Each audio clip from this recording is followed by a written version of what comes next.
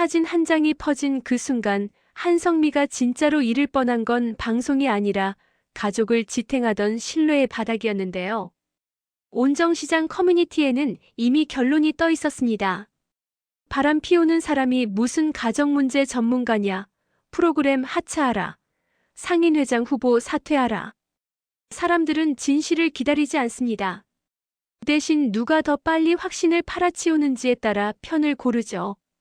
오진아는 휴대폰을 붙잡고 얼굴이 굳어갔고, 공정아는 의원 진료실에서 환자 차트를 넘기다가도 손이 멈췄습니다.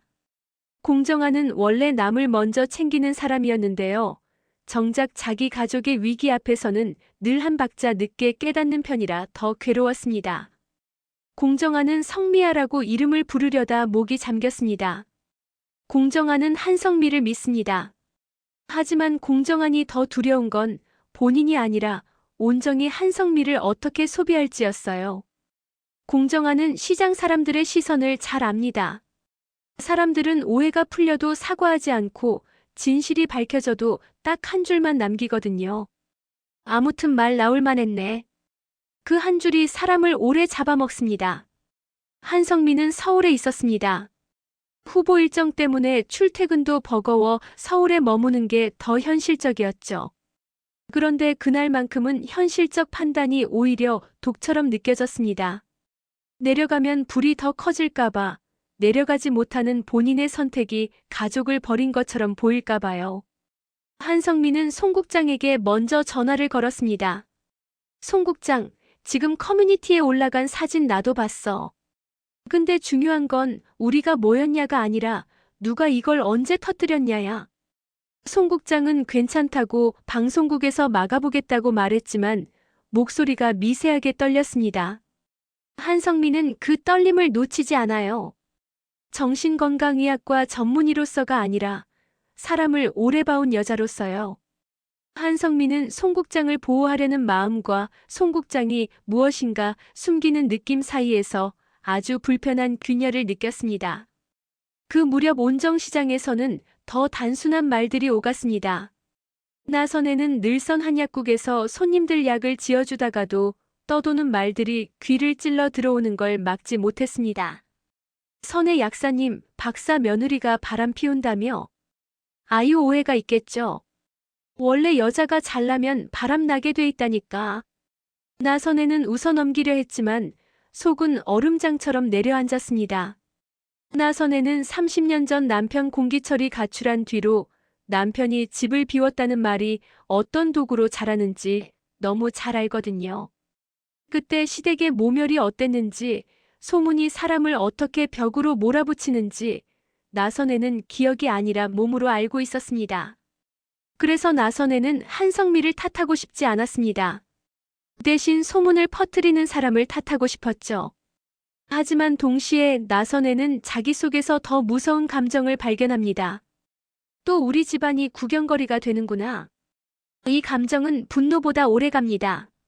사람을 지치게 하는 건 억울함이 아니라 수치심이니까요. 공대하는 선의 곁에서 조용히 정리해줍니다.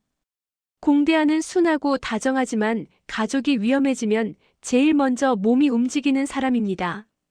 공대하는 나선에게 말합니다. 어머니, 일단은 공정한 형이랑 성미 형수님이 알아서 할 거예요. 우리가 흔들리면 애들이 더 흔들려요.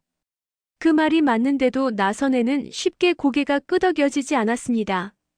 나선에는 평생을 혼자 버틴 사람이라 누군가가 해결한다는 말을 믿기가 어렵습니다. 나선에는 결국 전화를 겁니다. 공정한에게요.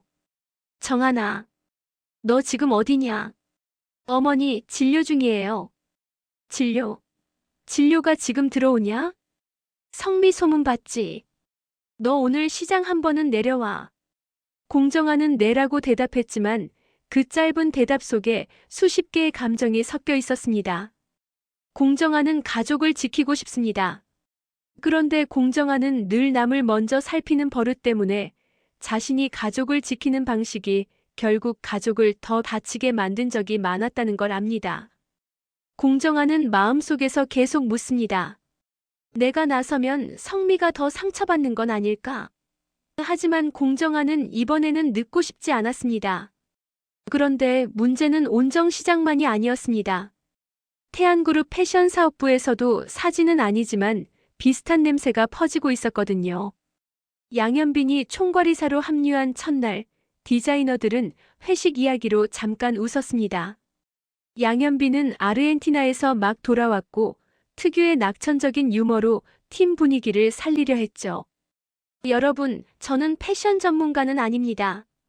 근데요, 브랜드 가치를 다시 정의하는 일은 자신 있어요. 여러분 얘기 듣고 같이 고민하겠습니다. 사람들은 박수쳤습니다. 박수는 희망이기도 하지만 사실은 불안의 반대편에서 나온 자동 반응이기도 해요. 디자이너들은 남아있는 인원이 전부라는 말에 이미 상처를 받고 있었으니까요. 그런데 그날 회의실에서 시스템 이야기가 나오자 누군가의 눈빛이 달라졌습니다. 시스템을 건드리는 건 결국 권력을 건드리는 일입니다. 황보혜수는 그 보고를 아주 빨리 받습니다. 황보혜수는 위기 속 패션 사업부를 살리기 위해 양현빈을 영입한 사람이었지만 혜수의 방식은 늘 이렇습니다. 감정이 아니라 숫자, 사람의 마음이 아니라 구조. 황보혜수는 양현빈이 예산 상향까지 요구했다는 말을 듣고도 표정을 바꾸지 않습니다. 대신 속으로 계산합니다. 이 사람 팀을 살릴 수는 있겠네. 근데 그 과정에서 내 통제 밖으로 튀면 곤란해. 공주아는 그 한복판에서 계속 숨을 고릅니다. 공주아는 실력으로 버텨왔지만 최근의 홈쇼핑 노출 사고는 아직도 자기 안에서 지워지지 않았습니다. 공주아는 나 때문에 또 팀이 피해보지 않을까가 먼저 떠오르는 사람입니다. 그런데 그날 양현빈이 주아에게 한마디를 툭 던졌죠. 주아씨, 조심하지 말고 이번엔 하고 싶은 걸 해요. 공주아는 웃어 보이려 했는데요. 웃음이 목까지 올라왔다가 다시 내려갔습니다. 위로처럼 들렸지만 공주아에게는 허락처럼 들렸거든요. 공주아는 허락이 싫었습니다. 자신이 스스로 선택할 수 있는 사람이라고 증명하려고 평생을 달려왔는데 허락이라는 단어는 자꾸 과거로 끌고 가니까요. 그 장면을 박준혁이 봅니다. 박준혁은 주아의 남사친이고 주아를 경쟁보다 성장으로 이끄는 존재였죠. 박준혁은 주아가 흔들릴 때마다 현실적인 말로 중심을 잡아주곤 했습니다. 그런데 박준혁은 양현빈의 말이 좋은 말이라는 걸 알면서도 마음이 불편해졌습니다. 박준혁은 이유를 정확히 단어로 붙이지 못합니다. 다만 박준혁은 직감합니다. 저 말은 팀을 위한 말이기도 하지만 주아를 향한 말이기도 하다고요. 박준혁은 그 순간 자신이 주아를 지켜온 방식이 정말 연대였는지 아니면 소유하지 않는 척한 보호 본능이었는지 스스로에게 묻게 됩니다. 이 질문은 사랑보다 더 아프게 사람을 흔들어요. 그리고 그날 밤 회사 익명 게시판에 글이 올라옵니다. 공주아의 과거 사고를 다시 끌어올리는 글이었죠. 또 사고 치려고? 총괄 라인 탔다. 글은 익명인데도 냄새가 너무 선명했습니다. 누군가 사람을 평판으로 조여 죽이는 법을 알고 있었습니다. 공주아는 그 글을 보는 순간 심장이 철렁 내려앉습니다. 공주아는 본능적으로 한성미를 떠올립니다. 엄마는 늘 말했죠. 사람은 실수보다 평판으로 죽는다. 한성미는 서울에서 그 소식까지 동시에 봤습니다. 온정시장 사진 논란, 방송국 계약 보류, 그리고 태안 쪽에서 주아에 대한 이상한 여론. 한성미는 두 사건이 단순히 우연으로 겹쳤다고 믿고 싶었습니다. 하지만 한성미는 전문가답게 패턴을 봅니다. 패턴은 우연보다 더 정확합니다. 두 사건 모두 사람을 공격하는 방식이 똑같았거든요. 사실을 따지기 전에 결론을 퍼뜨리고 결론이 퍼진 뒤에 당사자를 고립시키는 방식. 그때 한성미에게서 전화가 울립니다. 상대는 차세리였습니다. 한성미는 차세리의 이름을 보자마자 표정이 굳습니다. 세리는 미인대회 출신이고 양동익의 결핍을 내조로 채워 실세가 된 여자죠. 세리는 감정처럼 보이는 얼굴 뒤에 목적을 숨기는데 능한 사람입니다. 차세리는 부드럽게 웃으며 말합니다. 한 박사님, 요즘 힘드시죠? 제가 괜히 마음이 쓰여서요. 한성민은 차갑게 되묻습니다. 마음이 쓰이면 전화를 한 게 아니라 사진을 지웠어야죠. 차세리는 잠깐 침묵합니다. 그리고 아주 낮게 거의 속삭이듯 말합니다.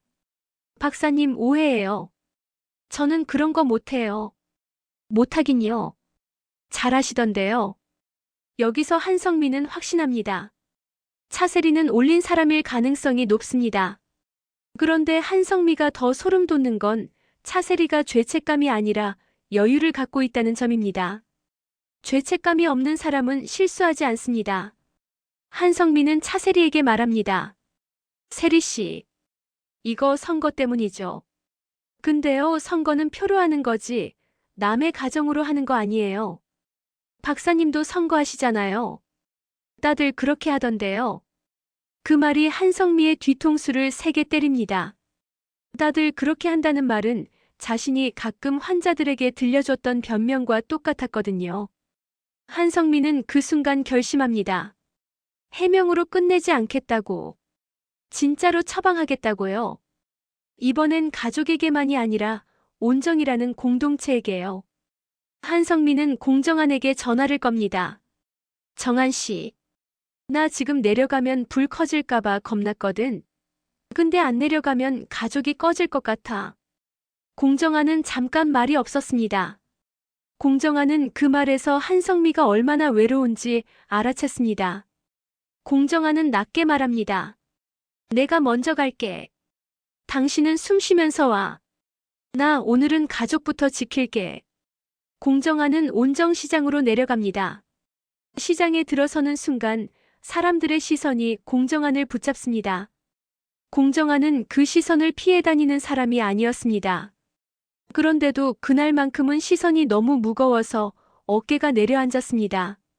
공정한은 자신도 모르게 예전의 아버지 공기철을 떠올립니다. 공기철이 가출한 날 사람들의 시선이 가족을 어떻게 찢었는지요. 공정한은 속으로 중얼거립니다. 이번엔 내가 도망치면 안 된다. 오진아는 시장에서 공정한을 붙잡습니다. 원장님 지금 난리예요. 기자들까지 연락 왔어요. 공정한은 오진아를 보며 웃어 보이려 했습니다. 진아 씨 괜찮아. 괜찮게 만들 거야. 하지만 그때 또 하나의 글이 올라옵니다. 이번엔 사진이 아니라 추가 증거라는 말이 붙었습니다. 사람들은 그 말에 더 열광합니다. 한성미가 무엇을 해명하든 추가 증거가 있다는 말 하나면 사람들은 다시 원점으로 돌아가죠. 공정한은 그 글을 보는 순간 몸이 굳습니다. 왜냐하면 그 글에 등장한 이름이 절대 지금 이 타이밍에 나와서는 안 되는 이름이었거든요. 공기철. 공정한은 숨이 턱 막힙니다. 공기철은 30년 전 가출한 사람입니다. 공정한의 아버지이자 나선애가 평생을 혼자 감당하게 만든 사람입니다. 그런데 누군가 공기철을 끌어올린다는 건 단순한 스캔들 싸움이 아닙니다. 가족의 가장 깊은 상처를 찔러서 집안을 무너뜨리겠다는 선언이었어요. 공정한은 나선애에게 전화를 겁니다. 어머니 공기철 얘기가 올라왔어요. 나선애는 한참 침묵합니다. 그 침묵이 대답이었습니다. 나선애는 울지도 화내지도 않습니다. 대신 아주 조용히 말합니다. 정하나. 이제 그 이름이 다시 나오는 거면 누군가 우리 집안을 정말로 끝내려는 거다. 한성민은 그 말을 듣고 더 빨라집니다. 한성민은 서울에서 내려오는 길에 송 국장에게 메시지를 보냅니다. 자료회의 기록, 시간표, 연락 주고받은 내역 전부 정리해.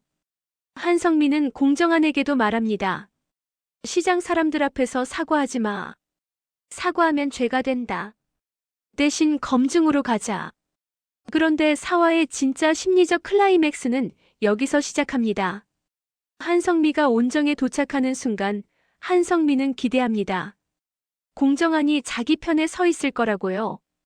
하지만 공정한은 한성미를 보는 순간 마음이 흔들립니다. 공정한은 성미를 믿는데요.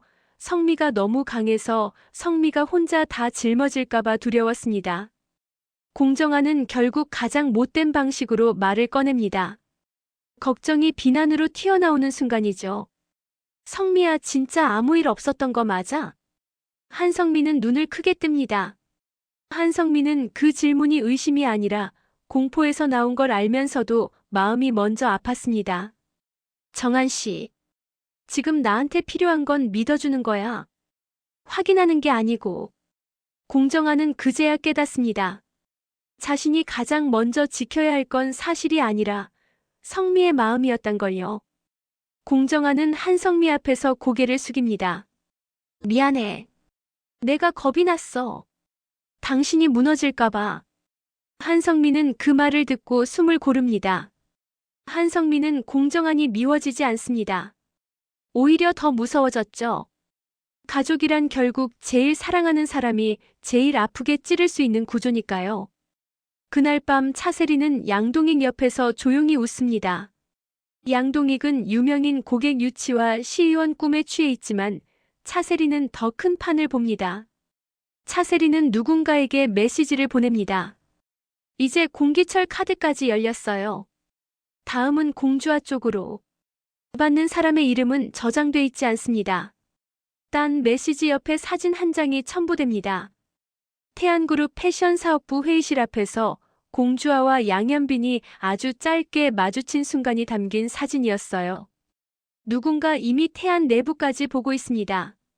누군가 이미 사랑과 여론을 섞어 폭탄을 만들 준비를 하고 있습니다. 사화의 끝에서 한성민은 오진아에게 조용히 말합니다. 진아 씨, 이건 스캔들이 아니야. 처방이 필요한 건 가정 하나가 아니라 온정 전체야. 그리고 공정하는 혼잣말처럼 중얼거립니다. 아버지 공기철, 당신이 돌아온 거라면 이번엔 내가 끝을 보겠어. 하지만 그 순간 나선혜의 약국 문이 열리고 낯선 남자가 들어옵니다. 나선혜는 남자의 얼굴을 보는 순간 손에서 약봉지가 떨어질 뻔합니다. 너무 오래전이라 확신할 수 없는데요. 그 눈빛이 너무 익숙합니다. 남자는 조용히 말합니다. 선혜, 나 약 좀 지어줄 수 있을까? 나선혜는 입술이 떨리는데도 끝내 이름을 부르지 못합니다. 대신 속으로만 부릅니다. 공기철. 그리고 온정시장의 커뮤니티에는 마지막 글 하나가 더 올라옵니다. 사진은 시작일 뿐. 진짜 처방은 이제부터다. 다음 화에서 한성민은 해명이 아니라 공개 검증으로 맞설 건데요. 그 과정에서 송 국장이 숨긴 그 건이 무엇인지, 차세리가 누구와 손잡았는지, 그리고 공기철이 정말 돌아온 게 맞는지 하나씩 열리기 시작합니다. 다만 한 번에 다 열리진 않을 겁니다. 누군가는 계속 가장 아픈 타이밍에만 문을 열어줄 테니까요. 재밌게 보셨다면 구독과 좋아요 부탁드립니다.